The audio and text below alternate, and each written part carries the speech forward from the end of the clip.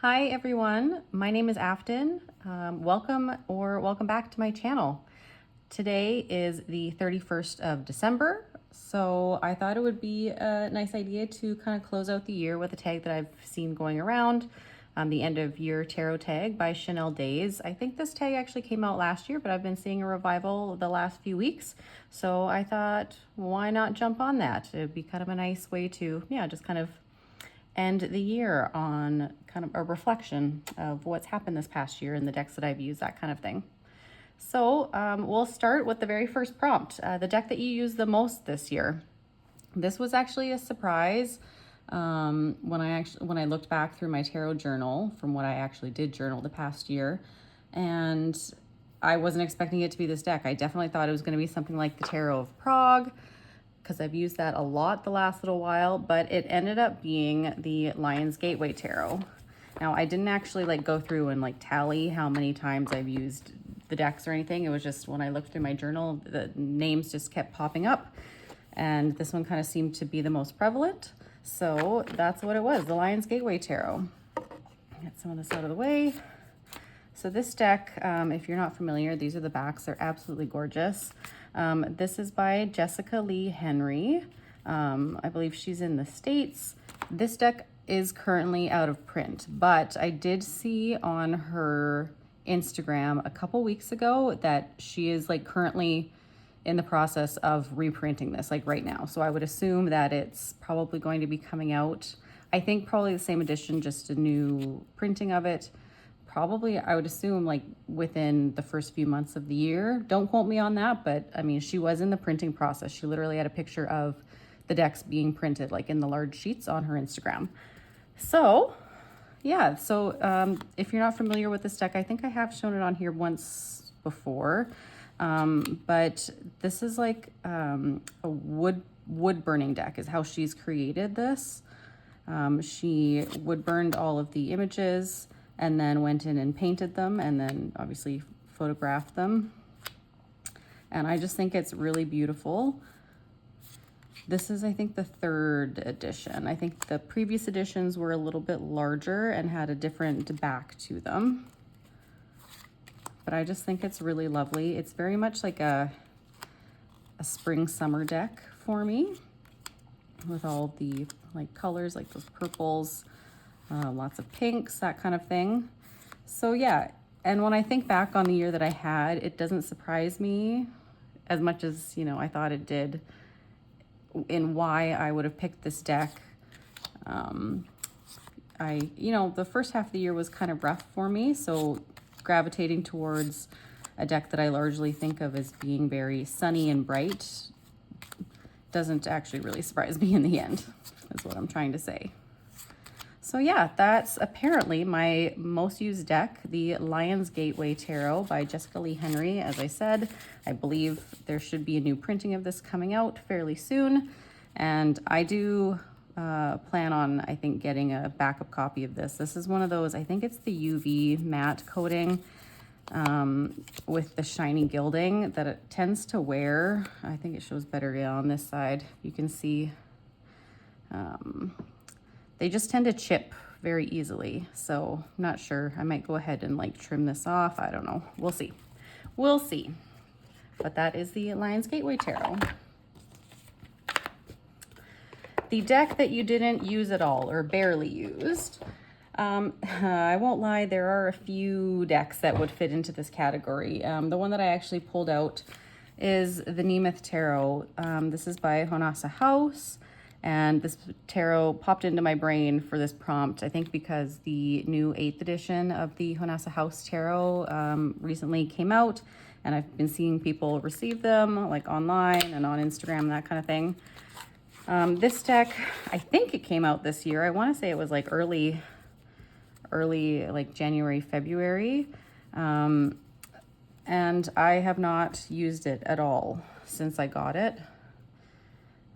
It is in Galician, which is the language that the Honasa House Tarot is also in. And it's beautiful. And I watched her create some of the artwork on her Instagram. And so I knew that I wanted it, but it has a lot to do with Galician history and mythology and folklore. And so it didn't come with a guidebook, and I believe she is working on a guidebook. But yeah, it is one that really needs to be studied because it's like folklore that I have no idea about. It's also oversized, which, I mean, for me, makes it harder. I guess this isn't actually too bad. It's a little, yeah, it's a little too big for me to actually try and riffle shuffle. So that would take some getting used to. And you can see that the borders are quite small already. So I don't know, I guess you could trim off the top and the bottom, but I actually kind of like the borders on this. They've got the carryover, you can see the like little stars, the carryover from the back design. So I don't know if I'd want to trim that or not to make it a little bit smaller. But at the same time, you have to do what you have to do in order to make a deck actually usable, right? So we'll see. The jury is out on that one, whether or not it will actually happen. But yeah, like as you can see, the images are beautiful. I just have no idea really what they're talking about, what's being depicted. So yeah, so that is the Nemeth Tarot by Honasa House. That is my deck that I did not use at all this year. Put that away. As you can probably tell, if you watched any of my previous videos, you'd probably have guessed by now that most of my decks I put into bags.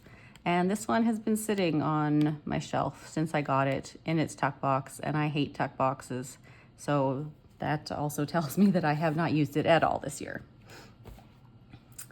My most recent addition, prompt number 3. This is not a full deck, but I did get finally the expansion for the Terra Volatile. This was a pre-order, I think May or June, from the creators. I also got the smaller size guidebook as well, since the other guidebook is like monstrous, it's gigantic. So I'm happy to have that, the pocket edition of the guidebook. When I bought the Terra Volatile earlier this past year, they were sold out of the expansion, and they might have been sold out of the tarot as well. I want to say that I actually bought the tarot deck and the large guidebook from Anathema Publishing, which is their North American distributor. They're actually located in Canada, because I believe they were sold out on the actual creator's website. So I got the base deck earlier this year, and then this came up for pre-order. I have already incorporated some of the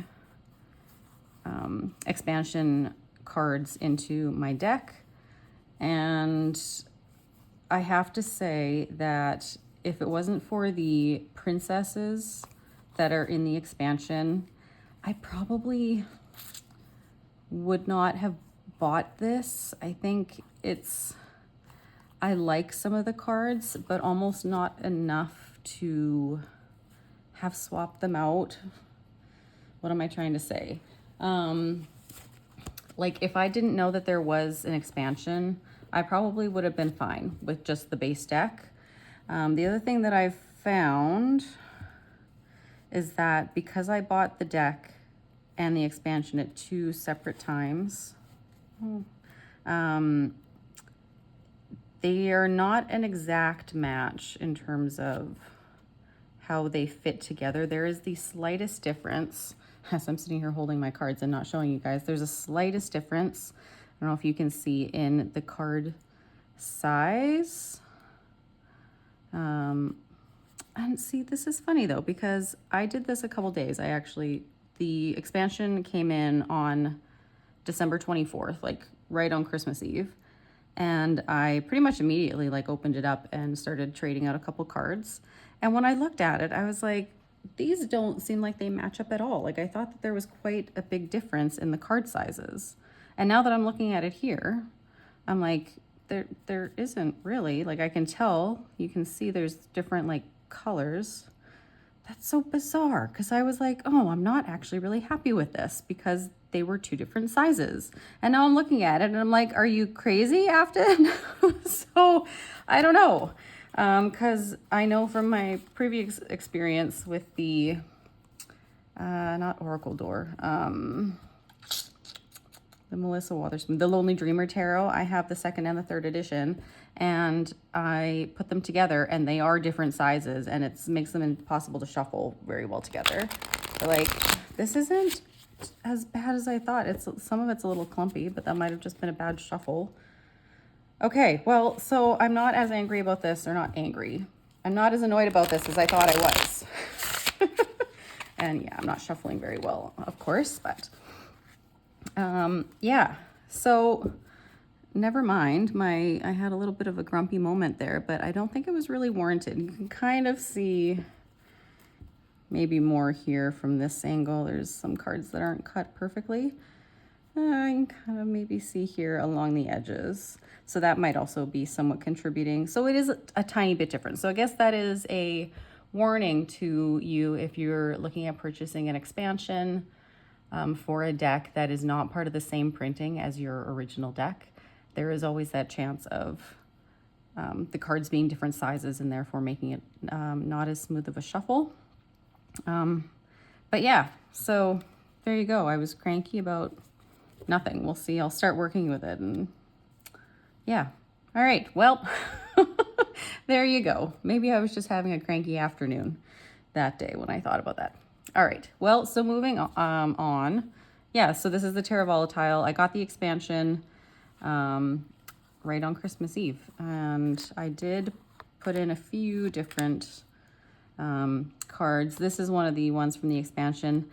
The only thing that I would say that I'm not a super big fan of with the expansion is they've renamed a lot of the cards. Like, for instance, obviously the High Priestess, they've renamed it as Intuition. But the thing is, I like the artwork on this card better, but I would have preferred it if she was still called the High Priestess. So that's my biggest thing with this. It's kind of one of those, do I swap it out? I like the name better, but I like the artwork better on this card. So yeah, it's just one of those things. And maybe I just need to start playing around with it a little bit more. And there's one of the princess cards that I added in. I really like that. Oh, I think some of it, what I did actually too, is I couldn't decide between the pages or the princesses. So I actually decided to just put both of them in. So yeah, so that is the Terra Volatile with some cards from the expansion, as I mentioned. And that is my most recent edition. I'll put some of this away. And I don't think I'm going to try and get that back in the top box right this second. So we'll just set it off to the side here.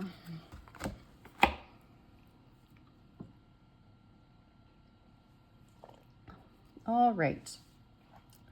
Prompt number 4, the deck that isn't your usual style. This is actually also a fairly recent addition to my collection. I got a little bit of FOMO when I realized that this deck was going out of print, and of course it hit me right around Halloween, which was when I saw this deck starting to appear on people's tables again, and that is the Tarot of Vampyres. This is not something I ever thought I would pick up. I was looking online for it because of course I was getting that, should I get it? It's going out of print. It's just going to be harder and harder to try and get. And so I was looking to see if I could find it from like a bookstore online, like brand new. And I did eventually, after some finagling, I managed to get a copy, a local bookstore, and I think Ontario, yeah, out of Toronto, actually said, oh, my supplier does have one copy left, but yes, it's going out of print. So like, you're gonna have to get it now. So I did, and I got it in just after Halloween. Of course, it was like November 3rd or something that it came in. And I opened it up and I was like, yeah, vampires. Oh, Did I really want this? No, I think I probably wanted it more for the guidebook, because I've heard that the guidebook is supposed to be actually amazing. And of course, one of the other issues, why I have this card sitting out right on top, is because if you can see, there is a giant crease in it. It was right towards the back of the deck when I opened it up out of the cellophane. And of course, because this is now like an out of print deck, there's nothing really that I can do unless I want to spend the money to try and find another copy just for this one card, which I'm probably not going to do. I did reach out to Llewellyn to ask if they would happen to have any replacement cards. And unfortunately, of course, because it is now out of print, the answer was no. So yeah, so I have a nice creased card. You know, the Fool, I don't know if you can see here, it also came like this, where it was a little torn on the side, which is not ideal, but I mean, out of the two, I'd prefer this over this, but it is what it is. So yeah, that is my deck. That is not my usual style. We'll see come Halloween season next year if I actually use it and pull it out or not. We'll see. And if not, you know what? Maybe it'll just become one of those things where I post online that I've got this deck, and if you want it because you need any replacement cards, then hit me up and I will send it to you. So, because I did actually get it at a pretty reasonable price. It was not an out of print price at all. So that was one good thing about it. All right. Favorite deck pairing, prompt number 5. So I don't usually pair my decks. If I do, it's typically one of the Seasons of the Witch oracles with a tarot deck. And that's actually what I did most recently this winter, like this December. So I have the Seasons of the Witch Yule oracle. And in here I have the Yuletide Tarot by Christopher Hughes. So I'll pull this out. So yeah, these two I actually really enjoy. I did this last year as well. I think I had just gotten the Yuletide Tarot at that point. And yeah, I really like these two together for, you know, how much I actually do work with them together. It's not super often, but sorry, there's both these decks are kind of on the shiny side. So yeah, I really like them together. I think they work really well. I mean, I don't have a ton for themed decks, so I mean, I'm pretty limited as to what I'm going to pair things with. But I mean, I think that being said, the artwork does work really well together. And I did get some really nice readings with it, with that oracle centering the reading. I know the Yule deck and the Samhain deck from the Seasons of the Witch have gotten a little bit of a... People didn't really like the like little poem at the bottom. They're just not grammatically correct, quite frankly, which bothers me because I'm a grammar Nazi. But this one I think is a little bit better than the Samhain. But I do quite like these two together when I do pull them out for this particular season. So yeah, so that was my favorite deck pairing, was the Seasons of the Witch Yule Oracle and the Yuletide Tarot. And I have to say, I do really love the green on this edition. When I got it in the mail, it had a little bit of wear on it already. The gilding wasn't the best. They're like, if you can see on the corners there, they were worn. They came to me like that. The guidebook is also a little bit weird in that I got a slightly off-printed one. So you can see here on the side, the paper was not cut in the right place, nor here it kind of got cut off, but at the end of the day, it's still more than usable, so we just put up with it. Some of these away. Ooh, cards flying everywhere. What was that? Hearth. May your warmth take in the gazing flame, upon the shivers they melt away.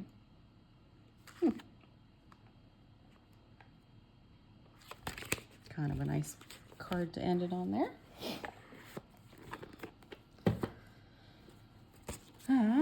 with these Llewellyn decks, I tend to make these oversized pouches, and then I kind of have to split the deck in half, which I don't like. It's not my favorite, but I find it just seems to work the best. So then there's kind of always that little crease in between, but yeah, it is what it is. Okay. Prompt number 6, a deck mod, bag, or any accessory bought or made that is your favorite. So for this one, I mean, I make bags for pretty much all of my decks, but I mean, like, how do you pick your favorite? It's like choosing between children, right? So I actually picked something that I purchased that I did not make, which was this little pouch. This is a Moonlit Fae pouch. I really like her pouches. I have a couple of them, from the Meraki Tarot and then the Metanoia Tarot as well. So they're just a little magnetic clip. And this one, when I saw on her website, this was a month or two ago, I want to say. I just kind of fell in love, which is bizarre because, you know, you see there's a cat here. I'm not normally like a cat person. This really evokes, like, maybe not witchcraft, but I don't know. I was just really drawn to it. And so I knew that I needed to grab it. And as you can see, I don't actually have a deck for it yet. So it's sitting here waiting to find the right deck, which I'm sure will come along eventually. I actually wanted to get the Earth Woman Tarot, but there have been some issues with Amazon, or it's not in stock currently. And when it was in stock, it was like stupidly high price that I refused to pay for. So yeah, so maybe that deck will end up in this bag eventually. There's no rush. But yeah, this is, I think, the medium size, which is really great for indie decks. Fits like standard size, but like you can have it as a thicker cardstock, will fit really nicely in here. So yeah, that is my Moonlit Fae pouch. That is probably my favorite accessory that has yet to be used this year. Prompt 7, favorite deck backs. This was also one I couldn't really decide.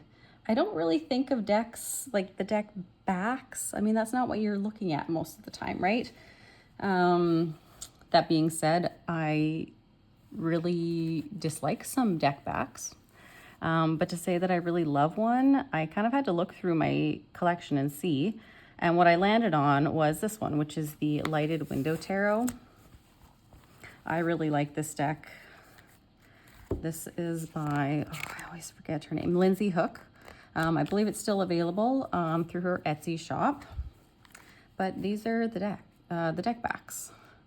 You know, obviously we've got the lighted lantern there, and then these vines growing here with the star in the middle. I just think they're lovely. They're like a taupe color, I would guess. It's almost like a blush pink color, but also with a bit of brown in there. So yeah, and these are the edges. It's that lovely matte gold. This also has a little bit of like an orange tinge to it, which is nice. And this is the deck itself. It's a pip deck, but I just find it is so beautiful.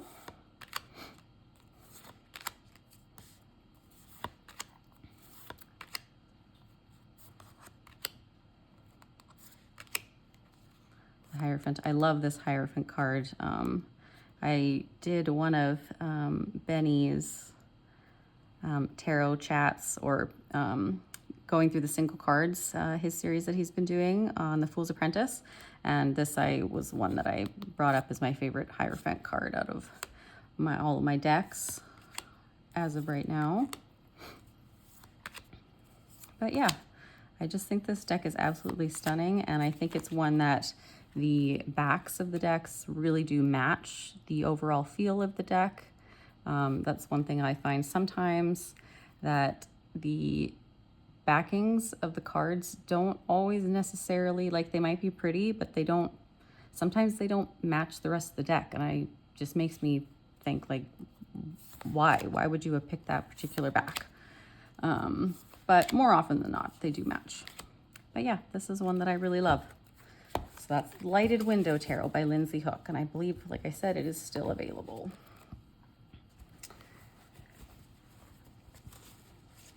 Prompt number 8, a deck with a great theme. I don't have a ton of themed decks. I mean, what you would really consider a themed deck, I mean, every deck really has a theme, right? But in terms of like a really outstanding theme, this is the Desert Illuminations Tarot. This recently became mass market. This is the second edition of the indie printing. And as you can see, it has a very like Southwestern America vibe to it, which I absolutely love. The aliens in this deck absolutely make it for me. That's my favorite part. We've got, you know, flying saucers here. The colors are just amazing. I believe that the mass market that just came out, it's by US Games. I think from what I've seen, it looks like it follows this printing as opposed to the first edition, which had borders. And it also, I believe, has like these really amazing teal edges, and has a guidebook, which this edition did not have. So I do at some point want to get the mass market edition, mainly because of the guidebook, or the codex, I believe, as she calls it, just to have that little bit of information, because there are people in this deck that are actually based off of real people, but because I'm not from the Southwest, I don't necessarily know who those people are. I believe that's Sitting Bull, but I could be wrong. Like there's Georgia O'Keeffe in here as well. So yeah, just to have that little bit of extra information would be really great. But I mean, it doesn't make it that it's not readable without it. So yeah, so this is my deck that I love that has a great theme to it, which is the Desert Illuminations by Lindsay D. Williams, I believe.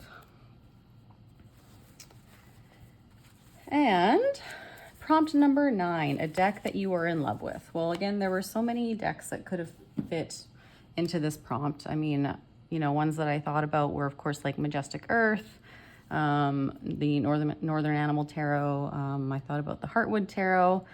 But when I sat down and thought about, okay, a deck that I love, I have to love it in, I wanted it to love it in all aspects. So like the box, the content, the cardstock, the size of the cards themselves. And when I thought about all of that, I came back to the Tarot of Prague. Yeah, there's not really a whole lot to say except that I just love this deck. I love the box that this comes in. This is the 3rd edition. And again, the fact that I haven't put it in a bag actually tells you that I really love the box. You know, normally me not putting it in a bag would mean that I don't use the deck, but in this case, it just means I actually really like the box. These are the backs, and I won't go into too much detail, but this is the edition just prior to the newest printing that they did, like this past year. Baba Studios put out a new printing with the wooden box. Sorry guys, I feel like my brain is not connecting to my words right now. But so this is the previous printing. It doesn't have quite as much of the cold foil. Oh my goodness, guys, words.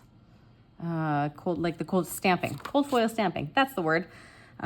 Which I like. It's not super overwhelming as it has been in some of their most recent editions of things. I think it's just enough. You know, this deck is slightly oversized, like all Baba Studios decks. They're slightly bigger than standard tarot size, but because the cardstock is on the thinner side, it does not, I don't really have an issue shuffling it. Love the Ace of Pentacles. It's absolutely amazing. So yeah, if you want to know more about this deck or, you know, the different editions of this deck, I did do a fairly in-depth walkthrough of it, looking at all 3 editions that I have. So go back to some of my, one of my previous videos and you can watch that, because I won't go into it here since I've already done that. So, but that is the Tarot of Prague, the deck that I'm absolutely in love with. you know, it's not a deck from this year, but it was a deck that was new to me this year. So yeah, it will be forever one of my favorites.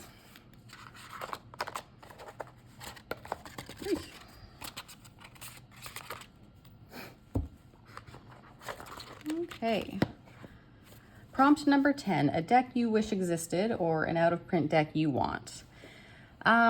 This for me right now is the Sistine Tarot. I learned about this deck about, I don't know, 2 or 3 months too late to get it.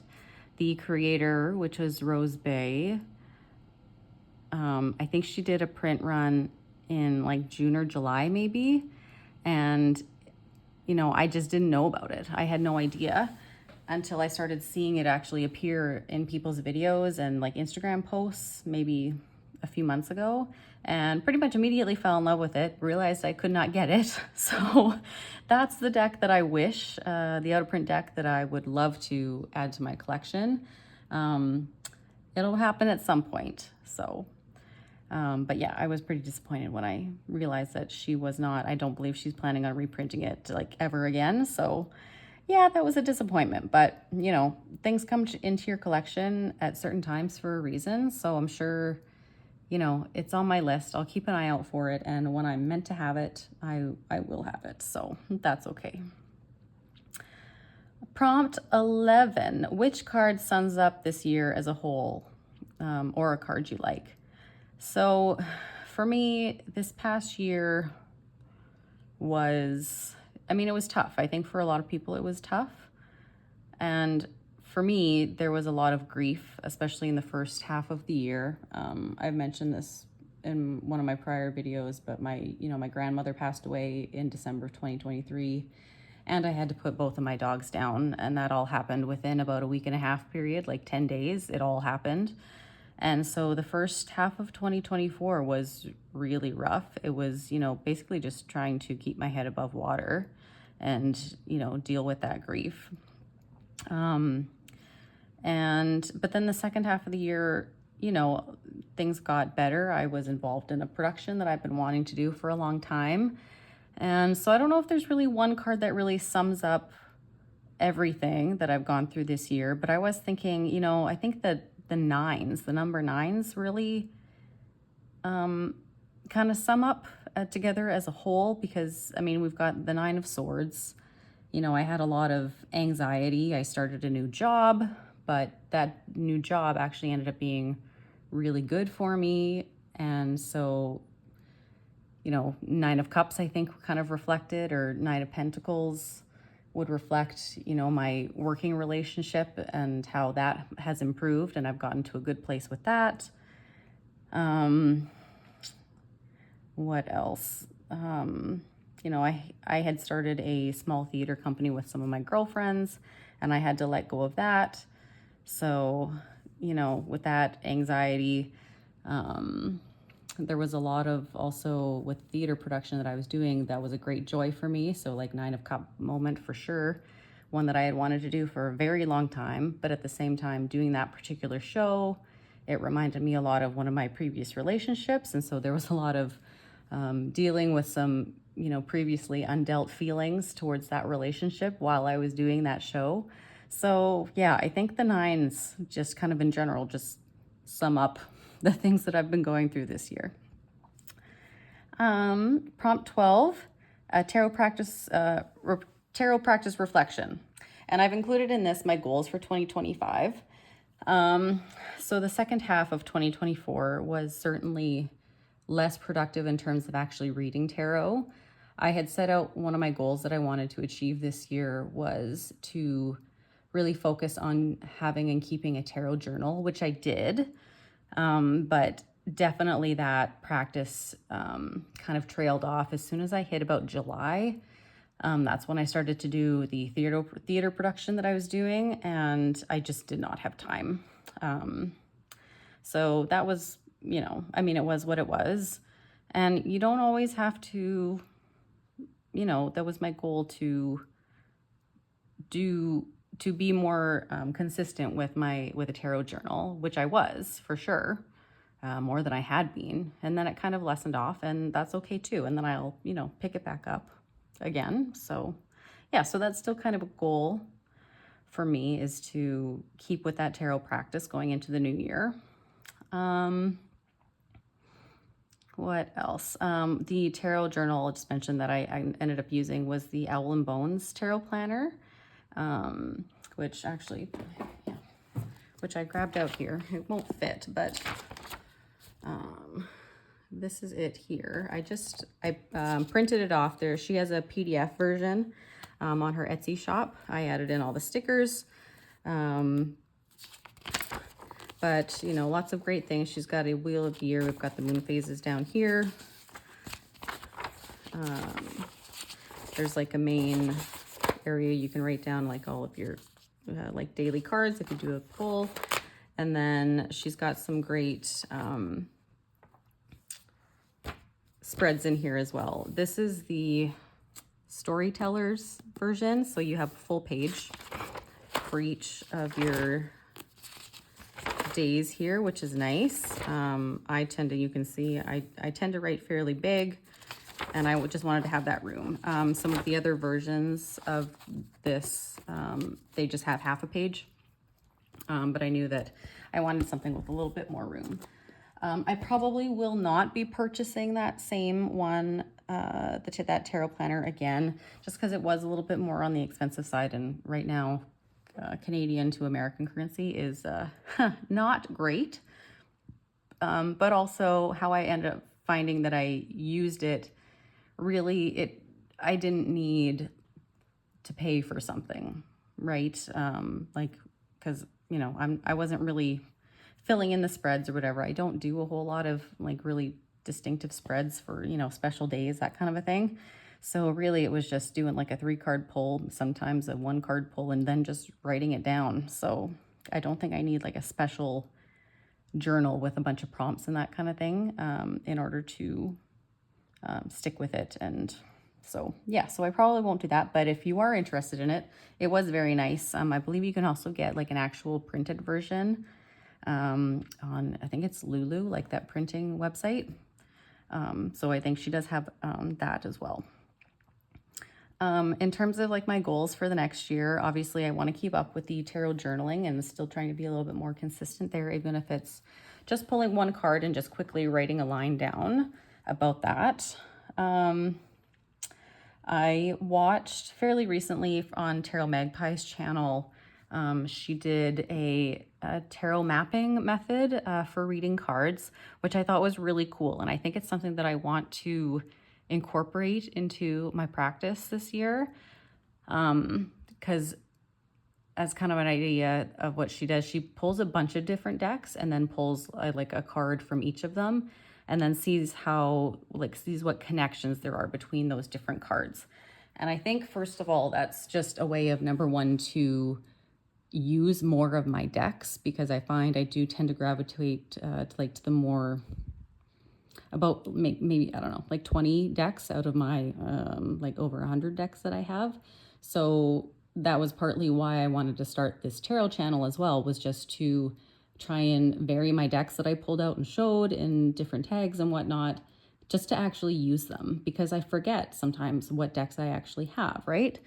And I also think that freedom in using a bunch of, like, you could use as many as you wanted. Like if you wanted to use 5 different tarot decks and or oracle as well, a way to pull in my oracle decks that I have but I hardly ever use, I think that would just be a really good way to, you know, maximize the decks that I have. And also just, I feel like there's maybe just a little bit more freedom and like playtime really with your decks. So that's one thing that I think I want to explore more and bring into my practice. I want to be more picky with the decks that I bring into my collection, and I want to, I'm planning on doing a declutter right away. I've got like 2 stacks of decks sitting right beside me that I'm planning on trying to rehome here in the new year. So just really, like I said, what's the word that I'm looking for?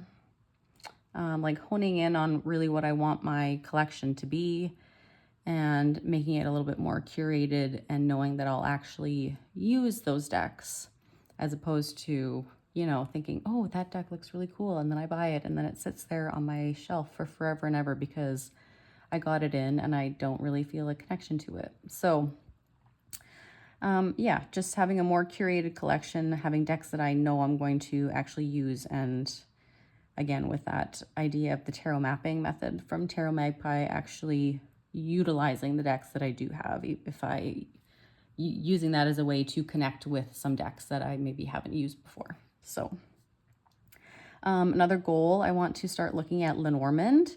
I have a few decks, but of course I, have not actually started to learn how to read Lenormand. So I'm looking forward to sitting down and doing that. I've been seeing Lisa Pepez's Learned Lenormand videos. She puts out, I think, like once a month or so. She's got maybe 3 out. I have not watched any of them. I've kind of been waiting for all of them to come out so I can sit and just do like a binge watch. But I would like to learn how to read Lenormand and start utilizing that in my practice as well. And then I also had purchased Lisa's online intuitive tarot course last year, and I still have not sat down to actually do it. So that is another thing that I want to do this year. Prompt 13, pull a card for the new year, or show a deck that you want to use next year. So for this, let's pull a card. What deck are we going to use? Let's use the Lighted Window Tarot. Pull this back out, because it's actually been a little while since I've used this.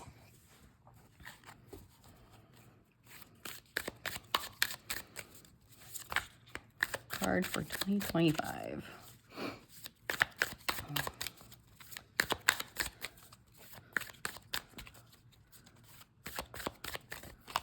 There we are.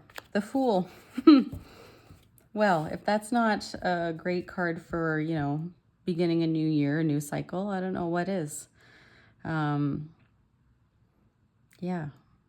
I love this deck in that I always call it my Hermit deck. It's, like the main character in this deck is the Hermit as opposed to the Fool.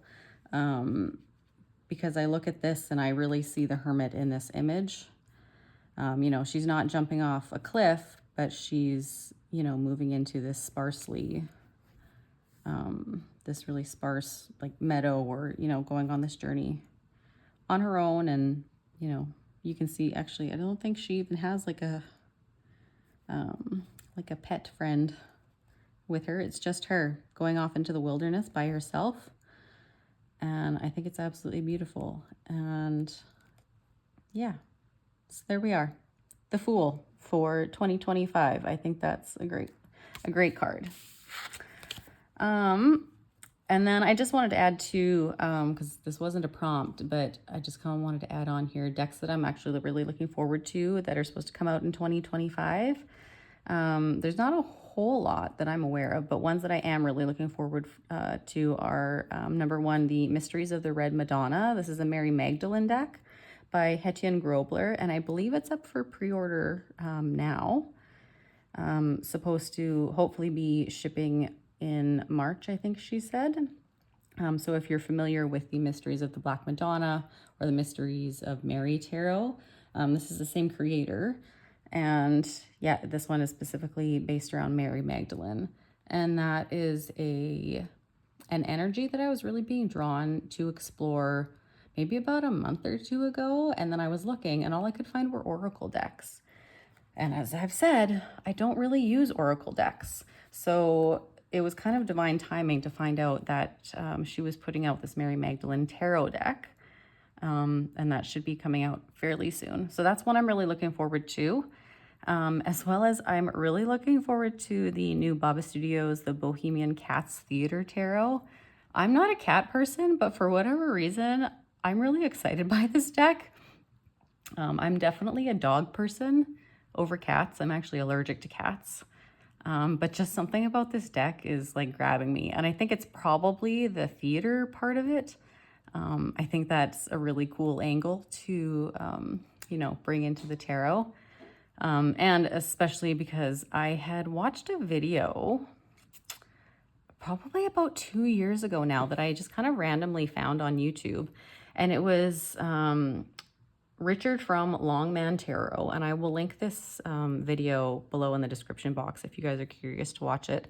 But it was all about how Pixie in the original RWS artwork, it was questioning how Pixie's theatrical background actually influenced her artwork in the tarot. And it was really neat to kind of explore, you know, in the original artwork, certain cards, they look like they're maybe standing like, or the people are positioned like on a stage or like a pedestal. And so that's not actually like real life. And so it's staged. And how does that affect how you read the tarot? It was really actually quite interesting. I should sit down and watch it again. But that was neat. So I think part of that, remembering that video, was what's kind of triggering that interest in the Bubba Studios, the Bohemian Cats Theater Tarot. So I'm really looking forward to that one. I think they announced that the pre-order for that is going to be opening up either the end of January or end of February, something like that. So yeah, so I'm going to start saving up for that so that I can get a copy. All right, so that brings us to the end of this video. I hope you guys enjoyed watching. I hope I didn't ramble on for too long. I'm going to try and work on my for next year. That's one thing I've been noticing in my discussions with you, that I'm going to try and not get quite as flustered and use as many of those types of words. But anyway, another goal for 2005. We'll see if it actually happens. So I hope that you guys have a wonderful day, evening, and that 2025 brings you nothing but good things. So with that, I will wish you a happy new year. I hope you had a lovely holiday, and we will see you in 2025. Thanks, guys. Bye.